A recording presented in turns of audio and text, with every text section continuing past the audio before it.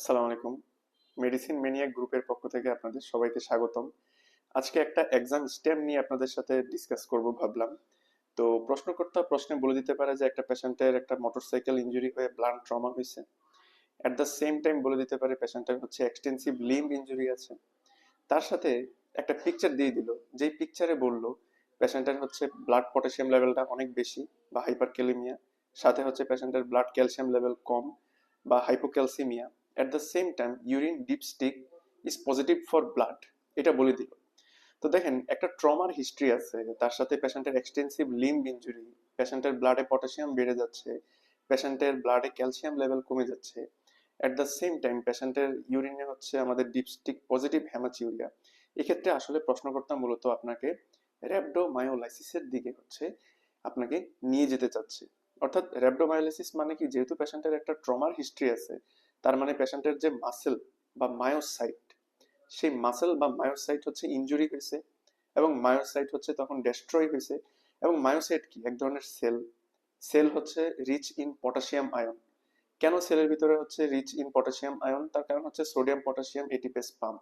সে always হচ্ছে তিনটা sodium বাইরে পাঠায়, এবং সেলের ভিতরে হচ্ছে অলওয়েজ দুইটা সোডিয়াম ভিতরে নিয়ে আসে। তো সে হচ্ছে গ্র্যাজুয়ালি হচ্ছে সেলটাকে অলওয়েজ পটাশিয়াম রিচ করে ফেলে। তো যখনই এমন কোনো কন্ডিশন যেখানে হচ্ছে সেল লাইসিস হবে, তখন হচ্ছে এই পটাশিয়াম গুলো সব ব্লাডে চলে আসবে। তো যেটা হইলো এই মোটরসাইকেল ইনজুরির ক্ষেত্রে, পেশেন্টের মায়োসাইট ইনজুরি হলো। তো মায়োসাইটের ভিতরে কি থাকতেছে, সে যেহেতু সেল, তার মধ্যে রিচ ইন পটাশিয়াম। মায়োসাইটের ভিতরে হচ্ছে মায়োগ্লোবিন থাকতেছে।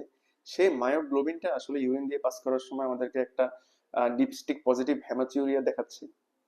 এট দ্য সেম টাইম আপনাদের সাথে আরেকটা জিনিস বলি, যে এই সেলের ভিতরে কিন্তু প্রচুর পরিমাণ ফসফেট থাকে। কেমন, এই ফসফেট গুলো কিন্তু যখন সেল লাইসিস হবে ব্লাডে চলে আসবে, তাহলে ব্লাডে হচ্ছে হাইপার ফসফেটেমিয়া ডেভেলপ করবে। এখন আপনারা দেখেন, ফসফেট হচ্ছে একটা নেগেটিভলি চার্জড মলিকিউল। তো সে তখন কি করবে, ব্লাডে যে পজিটিভ চার্জড আয়োনাইজড ক্যালসিয়াম গুলো হচ্ছে ঘোরাঘুরি করতেছে, সে তার সাথে বাইন্ড করে হচ্ছে প্রিসিপিটেট হয়ে যাবে। এবং এই জন্যই হচ্ছে সে ব্লাডের ক্যালসিয়াম লেভেলটাকে হচ্ছে কমাই দিবে। তখন পেশেন্টের হাইপোক্যালসিমিয়া ডেভেলপ করবে। এবং আপনাদের আরেকটা জিনিস বলে রাখি, এই যে সেল লাইসিস হলো, সেলের ভিতরে তো নিউক্লিয়াস থাকে। নিউক্লিয়াসের ভিতরে হচ্ছে কি থাকে, ডিএনএ থাকে। ডিএনএ এর মধ্যে পিউরিন পাইরিমিডিন বা নাইট্রোজেন বেস থাকে। এই পিউরিন পাইরিমিডিন বেস হচ্ছে যখন সেল লাইসিসের কারণে ব্লাডে বের হয়ে আসবে, তাদের মেটাবলিজম বেশি বেশি হবে। সেখান থেকে হচ্ছে তাদের metabolic and product uric acid বেড়ে যেতে পারে ব্লাডে, অর্থাৎ ব্লাডে হাইপার ইউরিসেমিয়া ডেভেলপ করতে পারে। দেন মাসেলে বা একটা মায়োসাইটের ভিতরে কিছু নন স্পেসিফিক এনজাইম থাকে, লাইক ক্রিয়েটিন কাইনেস, যেটাকে আমরা সিকে বলি। তো তার লেভেলটাও হচ্ছে ব্লাডে বেড়ে যাবে।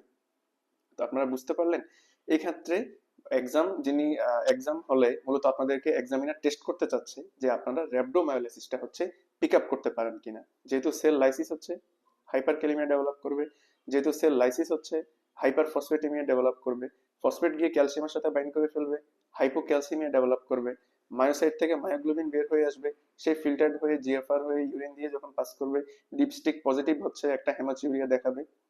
এট দ্য সেম টাইম মাসেলের ক্রিয়েটিন কাইনেজ হচ্ছে রেস্ট করবে, এবং নিউক্লিয়াসের বা ডিএনএ এর মেটাবলিজমের এন্ড প্রোডাক্ট হিসেবে হচ্ছে হাইপার ইউরিসেমিয়া ডেভেলপ করবে।